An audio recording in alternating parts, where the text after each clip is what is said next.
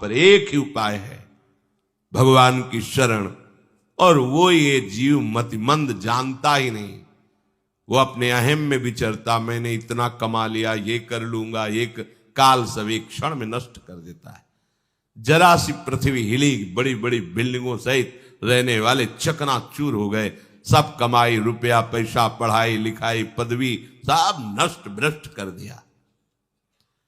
जरा सा समुद्र में उफान आई कि प्रांत के प्रांत डुबो दिए, मिट्टियां मेट कर दिए।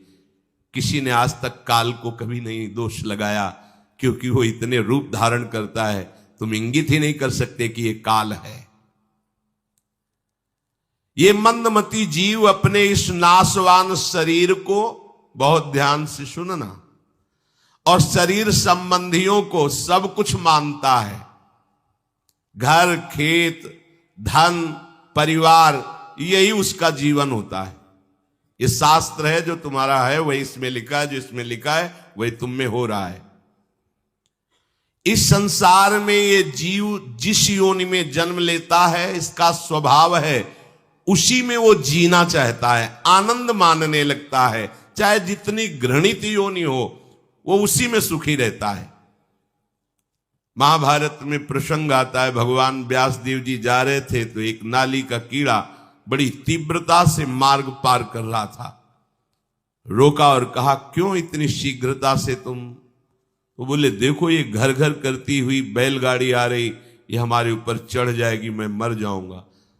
अरे बोले, तेरा इतना घृणित शरीर है, नाली में कीड़ा बन के रहता, मर जाएगा, योनि बदल जाएगी। तो बोले, महाराज तुम्हें जितना ये व्यास शरीर प्रिय है, उतने मुझे कीड़े का शरीर प्रिय है। बड़ा प्रसंग है उसमें। ये जीव जिस जिस योनि में जाता है, उसी में आनंद मानने लगता है।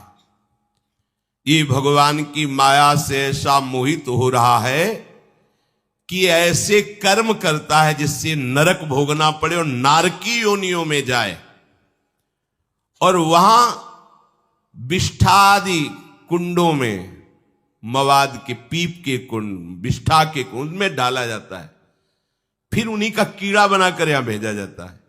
हम ही तुम हैं, दूसरा कोई नहीं है। अब वो उन कीड़े की योनि को भी नहीं छोड़ना चाहता, वहां भी आसक्त होकर सुख मानता है। जैसे नृसिंह भगवान ने प्रहलाद जी को कहा कि तुम चाहते हो संसार का उद्धार हो जाए, लाओ तुम किसी को भी लिवा लो, मैं सीधे बैकुंठ ले जाऊंगा। जिससे बात करते तो कोई सीधे बैकुंठ जाने के लिए तैयार नहीं हुआ। कोई कहता कुछ समय दे दो, जो थोड़ा